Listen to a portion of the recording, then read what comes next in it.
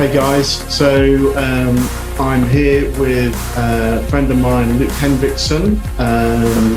Luke and I go back a few years now. First met, I think, at the Albert Hall when Luke came over and did the broadcast mix for the HDB Alpha Conference. And we've subsequently met a number of times at various conferences and events, and I'm happy to say I think we're friends, and that we've got lots of mutual friends and lots of acquaintances that we kind of bump into each other over time. So welcome to the Church Sound Summit chat, Luke. Thank you, Dan. It's a pleasure to be a part of this. No problem. And so just give us a little brief introduction of you and your background in sound. Sure.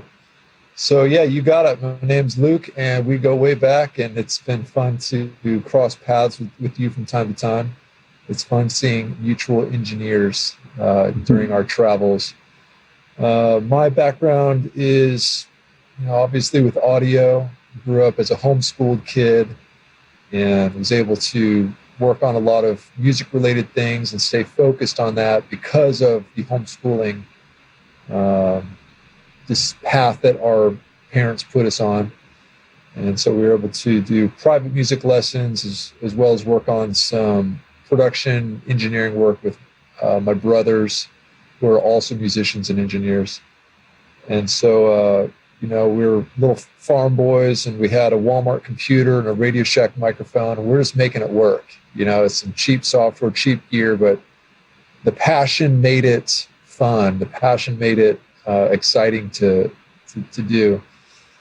So we were doing demos for our friends. These friends would pay you $100 to do a demo or something, and that'd give you just enough money to go to Walmart and buy something else, or go to Radio Shack and buy something else. And rent was free because we were living with mom and dad, and so you put all the money right back into gear. And you do that for a few years, and you can buy a Shure SM58, you can buy a Mo2 interface and Cubase software, and then you can really start to do something fun at that point. And so over time, we began to get more and more involved with the ministry in the Kansas City called the International House of Prayer. And they do worship and prayer 24/7 since 1999. So it's nonstop. And that's in Kansas City. So we lived there for 10 years and maybe a little more than that. And so many musicians and worship leaders that were just writing songs and wanting to get their music out, that we had a little family studio in our house. And so we were able to produce albums for these friends and worship leaders and travel with them. And so it was an accelerated time of learning, because there's such synergy and such community that was developed in that environment. We're all learning from each other, growing with each other. And after maybe 10 plus years, I got an invitation to join Bethel Church in Redding, California. And so late 2010, early 2011, I moved there to help with album production and broadcast audio with Bethel Music, Bethel Church. And it's been great. So it's been here for about 10 years. Found my wife here about 7 or 8 years ago. And she works at the record label, Bethel Music, and helps put their events on. Lots of events happening. Less more recently, as that's true with everybody else.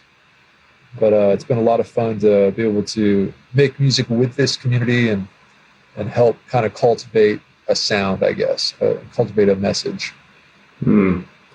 Yeah, and so you play an instrument as well? Yeah, so I'm a keyboard player, and kind of dabble with some other instruments as well, but keyboard is the primary deal. And I think early on, I was mostly a keyboard player, secondary an engineer, And as time goes on, it's kind of flip-flopping. So as time goes on, I'm more of an engineer, less of a keyboard player. And that's just following passion, you know. The human heart is always wanting to grow and explore and finds new wells of life. And so I still enjoy playing keyboard, but I find way more of a drive from the inside on pursuing production and engineering and stuff like that. So I think having that musical foundation though really helps the engineering perspective, the production perspective. You know, you hear music differently when you understand how it's built and stuff like that. So I'm very thankful to have that kind of a background. Yeah, and so I guess you moving to California, kind of, and Bethel, you know, Bethel, just the whole worship thing kind of really exploded. Was that about the same time, or was that happening when you moved there? Yeah, so Bill Johnson is really the catalyst for the ministry, and I think everything really exploded when he released his book, When Heaven Invades Earth. When Heaven Invades Earth. If you guys haven't read it, I'd highly recommend reading it. It's really what kind of has the foundation of the ministry out here. A lot of people pull on that still, even for creating a pathway of what we're going after, and that's hosting the presence, falling in love with the Lord. But more than that, even just co-ruling and co-reigning with Christ, greater works than these shall you do. There's a real ownership involved and a real relationship that's a part of the equation that is refreshing and empowering. So that's probably what put the church on the map more than anything, and that's definitely what hooked my heart to come out here. The music in 2010 was a thing, definitely not as big as it is now. There's been some really amazing songs that have been written since then and still are being written. It's been fun to be along for the ride. Bethel's really pushed the boundaries, I guess, of kind of production and where production and church where they cross over. Have you got any thoughts on that in terms of production values and where that fits in with a church environment? Yeah. Production can be an asset. It can also be a liability. The gateway into connection with the heart and the Lord can sometimes be as simple as just sitting in stillness, sitting in quietness. And sometimes a gateway is through tremendous beauty and a melody. And so for each person, it's a little different. And so we're in a environment of art, and art is subject to the beholder, subject to the audience of what is good and what is not good, what is appropriate and what is not appropriate. And so it's not a binary math equation. It's not right or wrong. It's a thing of what does your heart feel and what is causing it to close down or open up. And so we're on the constant discovery of what that should be. Where is that line? How far is too far? How simple is too simple? And so we're always trying to reinvent ourselves. And I think that's something that Bethel Music has been very good at, and that is taking risks. This is a risk culture. From the top down, people take big risks here. And they empower people to dream big, and it's almost never a no. If you dream something, you'll almost never hear no. You will almost always hear yes. And it's a risky thing to say that because you're likely to have failure. You're likely to have kickback from a poor decision. But without risk, you're not going to be able to create something new, create something maybe that's not been thought of before, something that's beautiful. And so yeah, we've had some flops, but I think we've had more successes than flops. And it comes from just I think from the top down, our leadership is very empowering. And if you want to dream it, you can pretty much do it. You can pretty much get away with it, and we'll just clean up the mess later. We've been very blessed with that type of a leadership style. Yeah, and I imagine that really gives people a confidence to kind of try things and to like you say, to dream big, because they know that somebody there's got your back, and it means that then we're in this together, and there's a lot to be said about that, isn't there? Yeah. I'm sure a lot of the guys that are watching maybe have different experiences in their home churches where they're not always given the opportunity to kind of like experiment, and but you've kind of like transitioned through different types of church. How would you what would you say to somebody in a church that maybe they're getting a lot of pushback on things? Yeah. You want to be planted in soil that you belong in. If you're planted in the wrong soil, it's going to be a very tough environment to thrive in. And so I would probably suggest look at the big picture. Do the pros outweigh the cons? Yeah. There's always going to be trouble. There's always going to be a growth opportunity. Let's call trouble a growth opportunity. There's always going to be a growth opportunity, no matter where you are. But it's I guess you could call it an issue of percentages. Is there a greater percentage of challenges versus fruit? And if you're seeing more challenges than fruit, then you might consider either you've got some heart surgery that you need to do, or you might consider planting yourself in some different soil that you can get some more fruit. And the more that you begin to chafe against leadership, it's highly likely that you're going to lose. Leadership almost always wins. Almost always wins. And I've seen it many, many, many times where you have non-leadership people fighting leadership people, and the vast majority is it ends up bad for somebody who's trying to challenge leadership. Yeah. And so, not to say you can't ever challenge leadership. I think it's smart to at some point, but you always have to pick your battles, and you always have to weigh, some of those earlier questions, which is, am I planted in the right soil? Is there more fruit than challenge? So either it takes heart surgery or maybe plant yourself in some different soil. Yeah.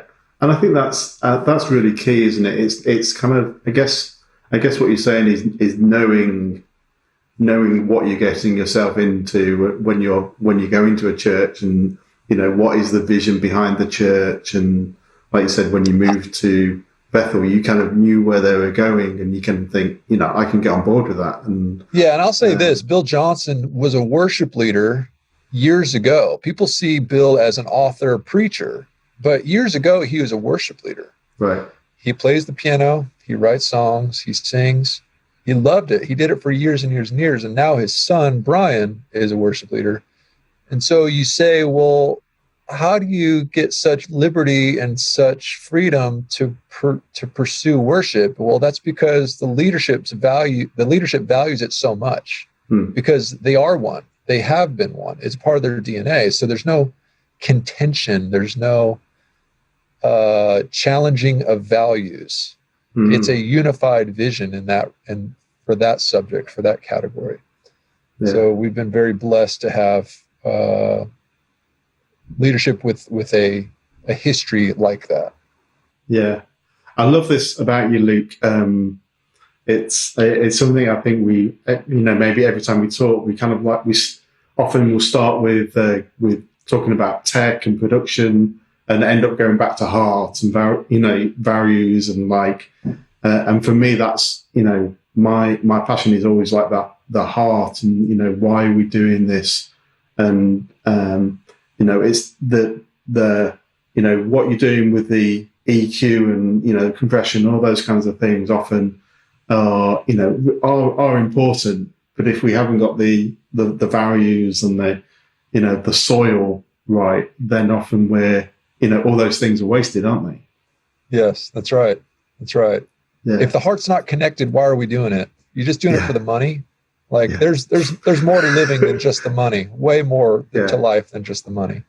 Yeah. So in terms of engineering and stuff, you're a producer, you're an engineer. You've also you haven't mentioned production online. So tell me a little bit about production online. Yeah. So over the many years, we've had so many people ask questions. How do you do this? How do you do that? How do I get good guitar tone? How are you building the mix like this? How do you get your broadcast audio like this? And honestly, it was kind of fatiguing, and I would not even respond to 90+% of them just because. Yeah, sorry about all those emails. It's okay, because I'm busy chasing my passions. I don't want to talk about X, Y, and Z because I'm so busy having so much fun. Like those questions are distractions to slow me down. And so instead of disappointing everybody with a non-response, the decision was, let's create a platform that allows us to reveal all of those questions, answers to all those questions, at least the majority of them, and at the same time keep us free to continue to change the world and pursue our dreams. So we created a school called Production Online, and we, as in me and a buddy, we called all of our close friends, and we said, hey, we're starting something. We want the best of the best to teach and empower those who are wanting to grow in lighting, sound, video, tone, that kind of stuff. So we started a company called Production Online, productiononline.com, and you can find resources on how to mix front of house, how to mix broadcast audio, how to get good guitar tone, how to get good drum tone. And it's been a really great resource for people wanting to grow in those areas. It's an amazing resource that I've kind of like, your content, the other content that I've seen from Chris from your church, it's just, it's so good because you're not holding on to stuff like this. You're kind of going, well, here you go. Here's what here's what we know. Take it as you like. That's right. Do you care about your secrets or do you care about the church more? It's like, it's an easy choice. It's a very easy choice. I think in the kingdom, the more you give, the more you get. Yeah. The more you give, the more you get. The more you hold on to, the more it's going to get taken away. Yeah. So, that's been my attitude. So I have an internship, and, there's 2 interns at a time, rotating every 6 to 12 months, and you reveal everything you got to these guys coming through. Our production team at the church, everybody shares their secrets. Everybody can shadow anybody. And, when you do that, the whole water table of your ministry rises. When you try to let pride and job security ride supreme over the growth of your peers, you're just going to burn yourself out because you're keeping yourself on top by stifling everybody else. And eventually you're going to get burned out. And the better way to do it is share everything you have, all of your secrets, all of your wisdom, and the water table for your entire ministry rises. And it actually frees you up to grow even further, to discover more things, to travel more, to learn more of those things. So I think it's a really important value for production teams to be open and transparent about what they know. Yeah. Is there such a thing as a secret sauce when it comes to audio mixing? Well, when it comes to hot sauce, yes. When it comes to mixing, the secret sauce is the source tone. I think more often than not, people try to fix it with the latest plugin, and they should be fixing it at the source. If you want good vocals, start with a good singer who has good tone and good pitch and has warmed up. Yeah. And they think buying $2,000 microphone is going to fix their bad voice, when really they just have a bad voice. Yeah. That's probably the secret sauce. Yeah, it's having great musicians and that's right. Great source content. Yeah. Yes. And so the production online, one of the things that you've done, and I think has become, I don't know, we haven't talked about this, but it probably quite a hot potato is like the Pro Tools template and the template. And I've seen, on numerous occasions that we've worked together, I've seen you building a Pro Tools mix for the broadcast, and I think a couple of times you've built that from scratch because there wasn't the capabilities of transferring stuff, but over time you've developed a way of working. Tell me a little bit about the template and how that came about. Yeah. There are many ingredients to creating a good sound. And like we said, source tone is more important than anything. But once that's executed, then the next step is how do you process that tone? How do you EQ it? How do you compress it? How do you do effects? What do you do with your vocals and your drums and things? And so that's a very common question. And for the sake of minimizing all those questions on my Instagram, I decided let's just release the template. Let's release how I do it live at Bethel Church. And so we have a live mixing template that's available in 5 different DAWs: Pro Tools, Logic, Studio One, Reaper, Ableton Live, and it's all the same sounds. It's just a different workflow in each one of those DAWs. But in there, you have all the settings that I do for our broadcast for Bethel Music, Bethel Church. It's the exact same session. But the cool thing is it includes audio from our church service. And that's the kicker there. I think that's the secret sauce because it allows you to solo out. Why does Bethel Church have that sound? Is it truly just that plug-in, or can I solo out the bass guitar and hear the drive in that bass guitar? That's the bigger value, I think, in getting it, is because so many people are sending the wrong source tone, and their guitar player is playing in mono, their keyboard player is playing in mono. They're not sending good keyboard tone. The bass tone is super muddy with old strings, and there's no drive on it. The snare drum is tuned wrong. The audience mics, there are none, or they're placed in the wrong area. And so having those WAV files from what we use on a Sunday morning, I think is a huge resource for people to try to get their source tone in the right direction, aiming in the right direction. Yeah. But yeah, so to back up a little bit, the template allows you to mix live in a DAW. So with a laptop and a pair of headphones and a Dante cable off of your console, you can mix some of the best live mixes in the world from a laptop, headphones, and a closet in your church. And it requires less than $5,000. Your computer could be free if you already have one. Pro Tools is $30 a month. Templates, $500. The plugins are another less than $1,000. So it's like, it's way cheaper than any console ever made, basically, that's like relatively decent. Yeah. And it gives you a better sound than almost any console at any price point, just because DAWs have a unlimited power and plugin ability. So you can use plugins from any manufacturer in a DAW, whereas if you stick with the console, you're stuck to waves or you're stuck to what's built into the console. But with the DAW, you can use any manufacturer that's really ever been made. And this boutique company over here that you really love, and this company that you really love, you just put them all together to have a custom show that has all your favorite ingredients. Yeah.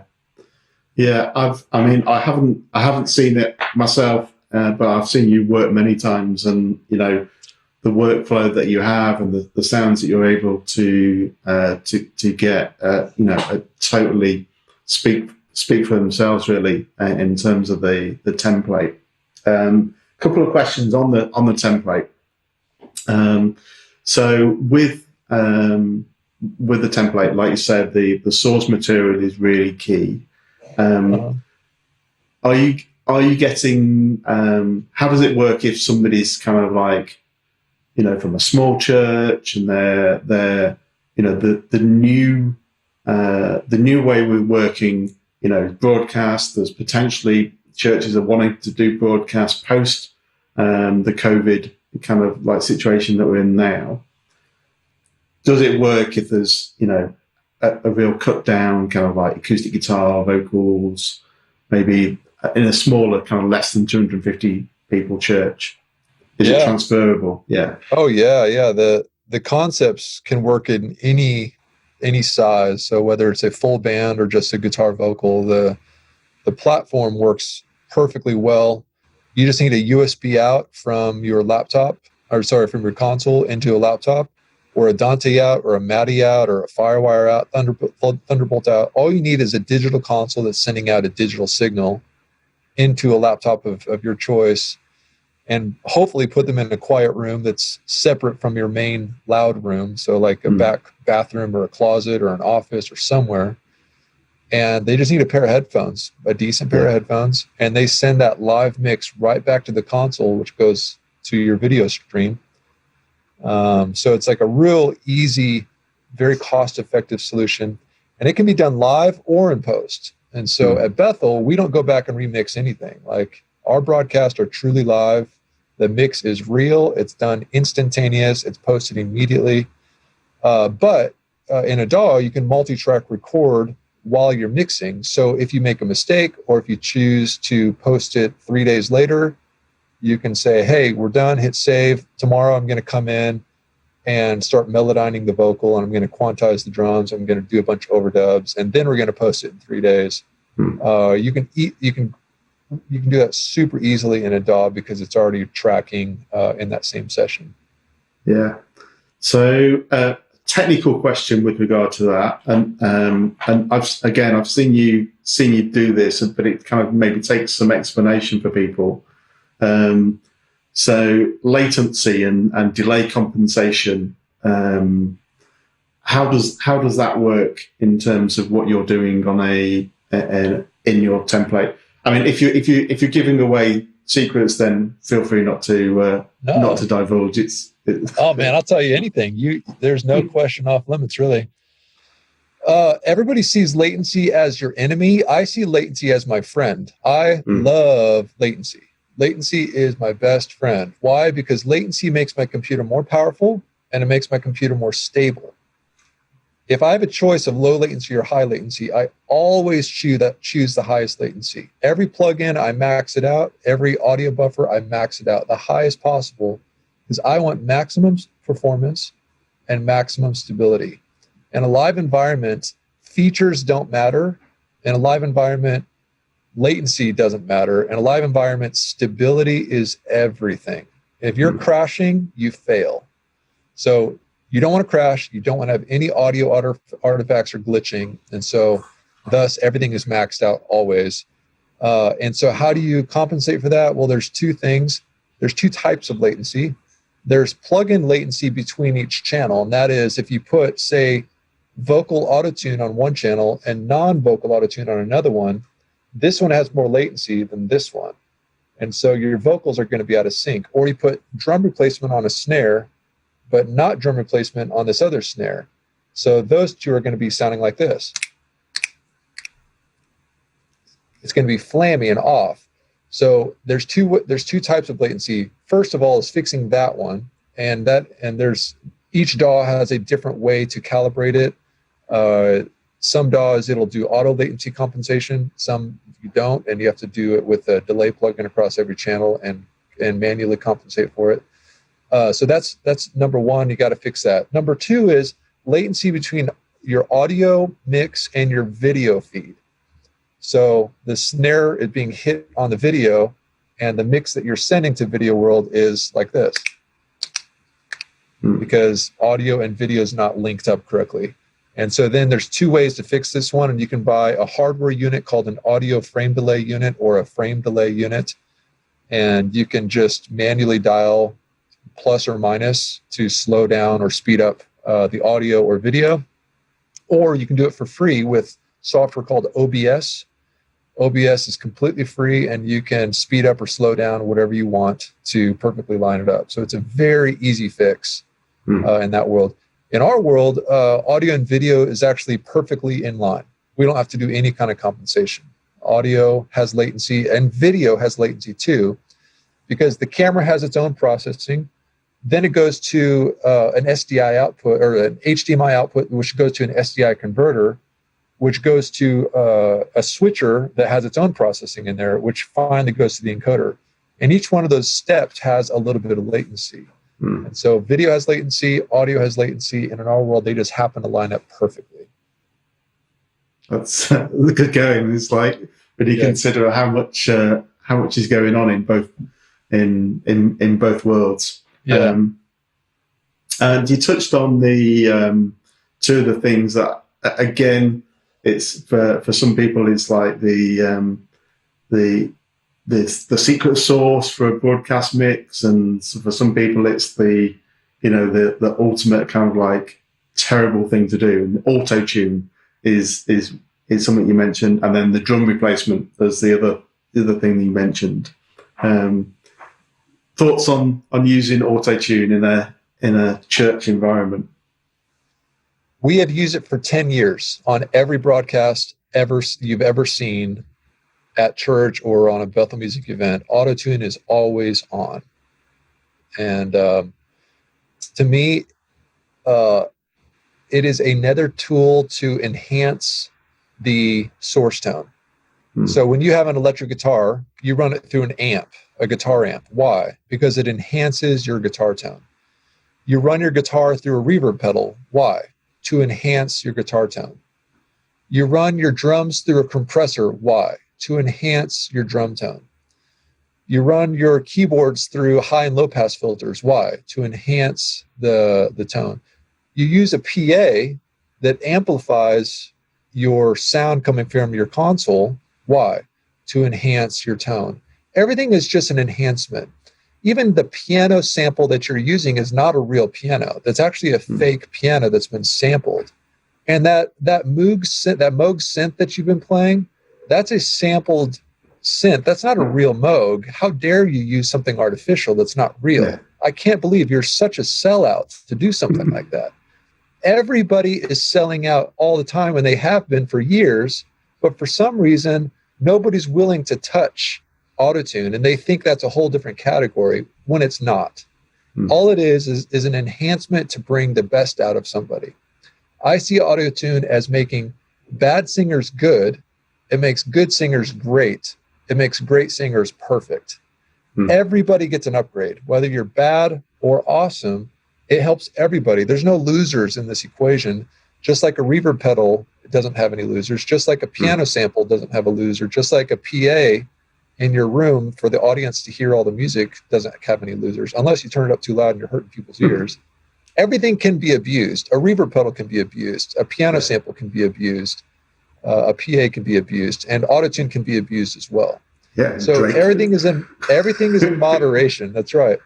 So for us, the key is we turn it on, and we are there to help the singer be their best. And if I think a lot of engineers have not put themselves in the artist's shoes. And if you're an artist and you sang your heart out and exposed the depths of your soul, and you come back and listen to yourself, and you notice that you sound off pitch the whole time, what does that do to your soul?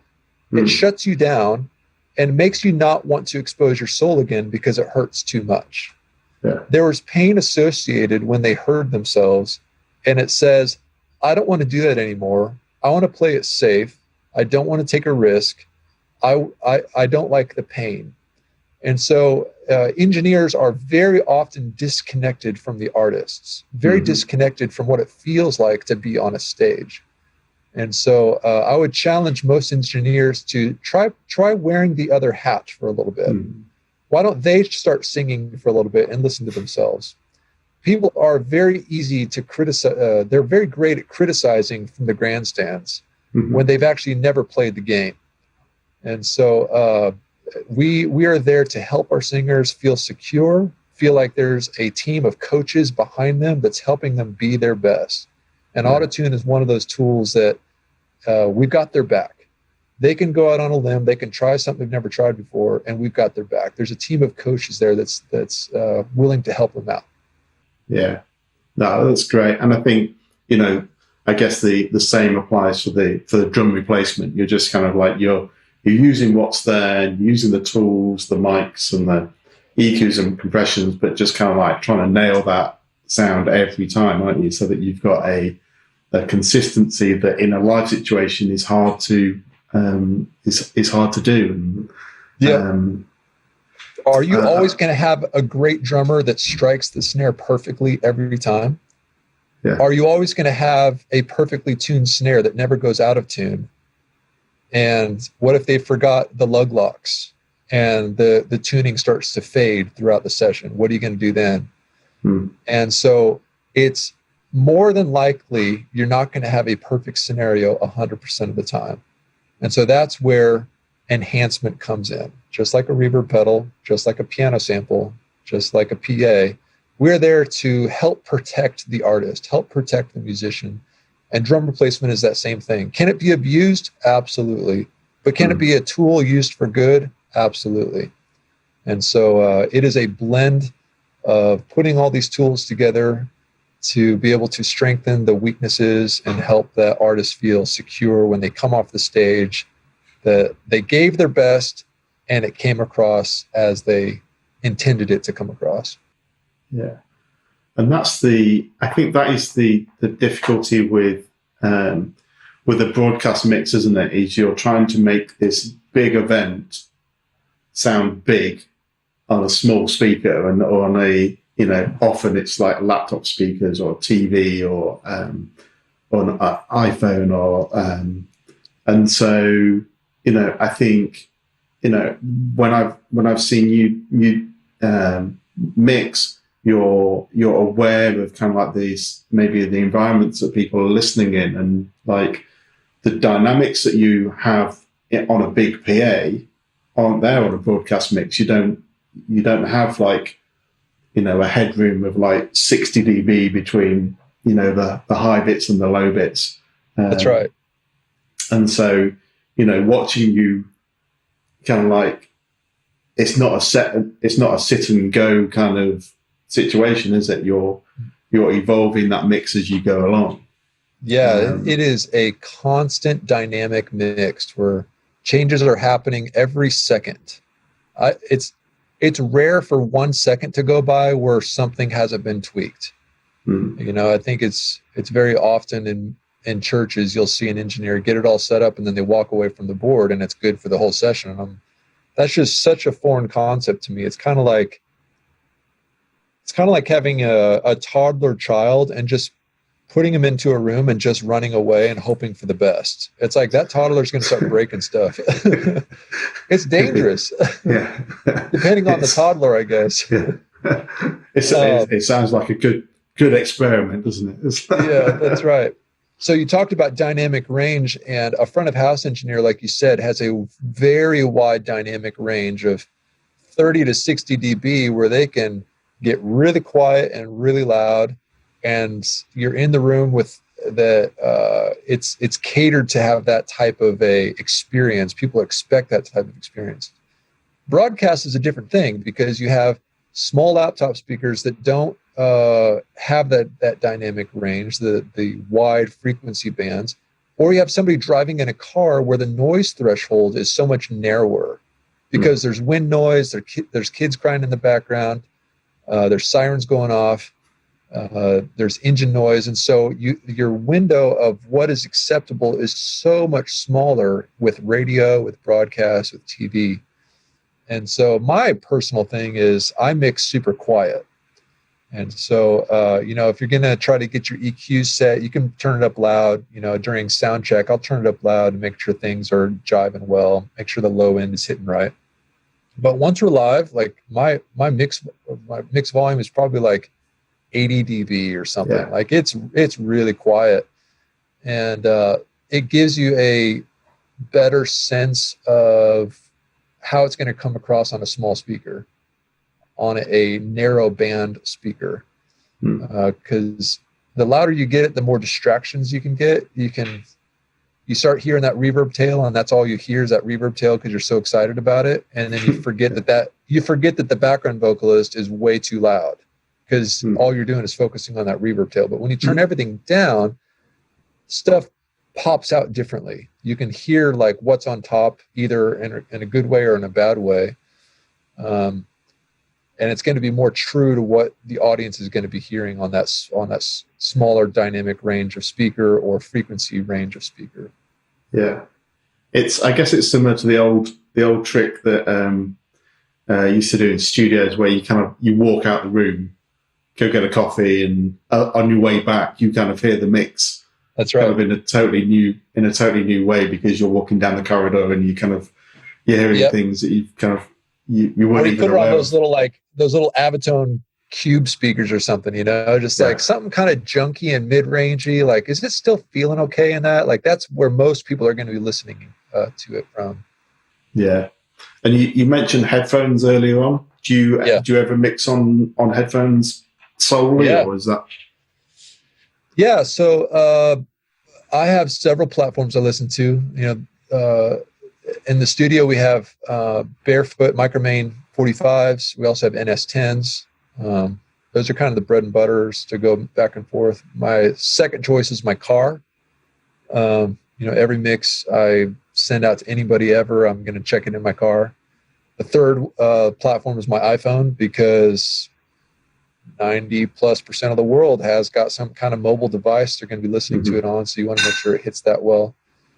And then my third and fourth choice would be for unique applications. That is headphones. If you're in an environment where you don't have good speakers, but you also have a low noise floor, like it's nice, it's a quiet room, but you don't have good speakers with you. I love headphones. It's got a good stereo image.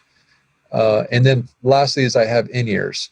And in-ears I will only use for very noisy environments. And that's usually when we're on the road. So an engineer will say, the production manager will say, hey, you have to mix broadcast in this hallway where it's right next to a loud refrigerator, and you're going to hear a bunch of echo from the PA coming through there. Good luck. And so in those situations, that's when you put your in-ears in, because you're going to get 30 dB of reduction of outside noise, and you can get more focus.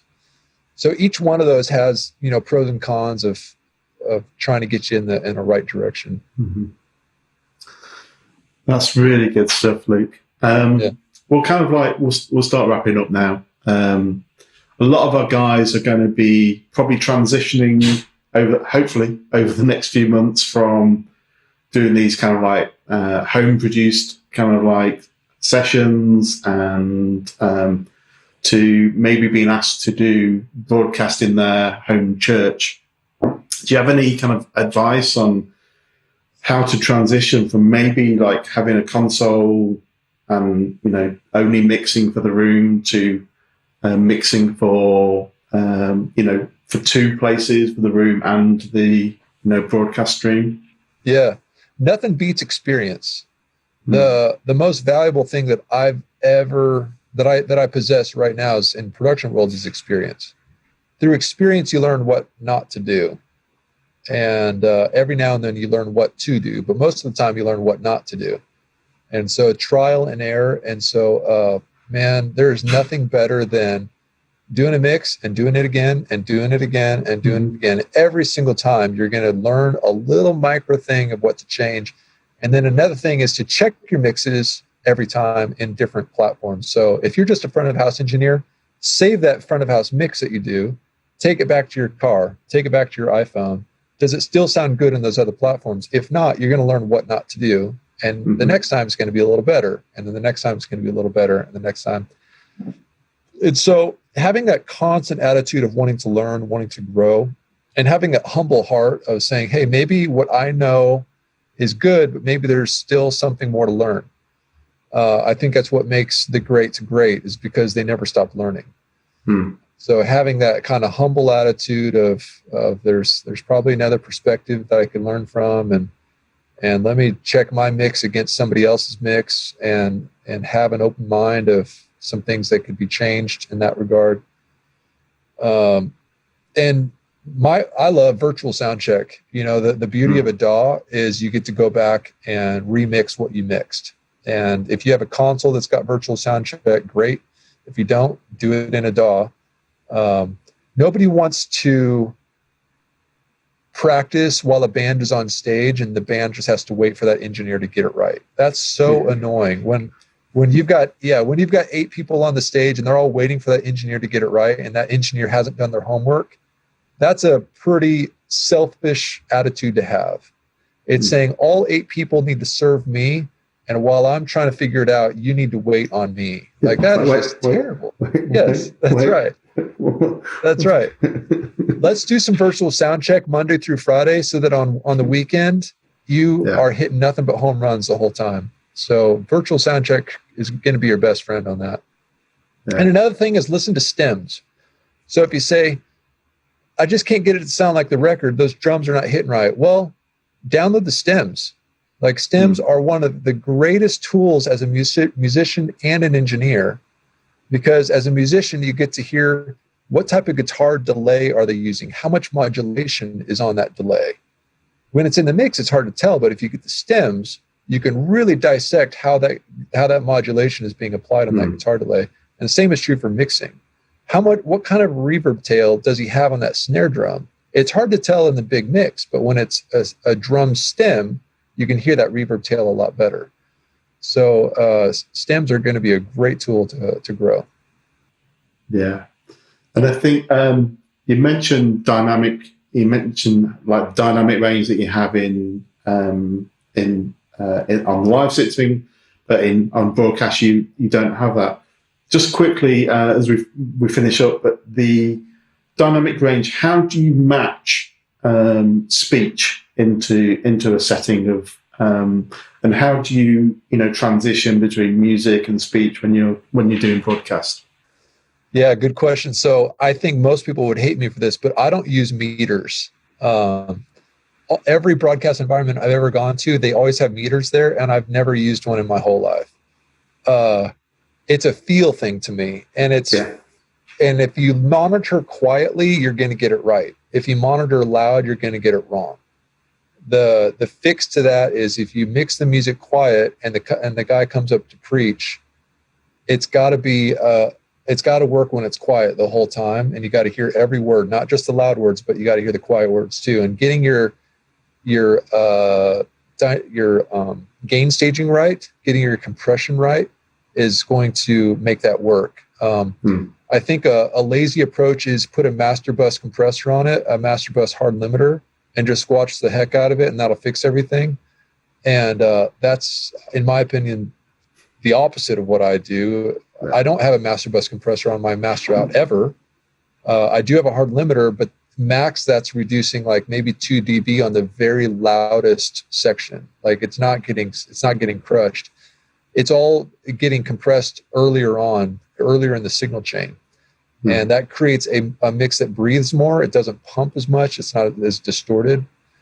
And so getting that gain staging right, getting those compression stages correct, I think is going to help create a nice loud mix that doesn't feel squished. It doesn't feel like it's pumping. And then monitoring quietly is going to help make that happen. Yeah.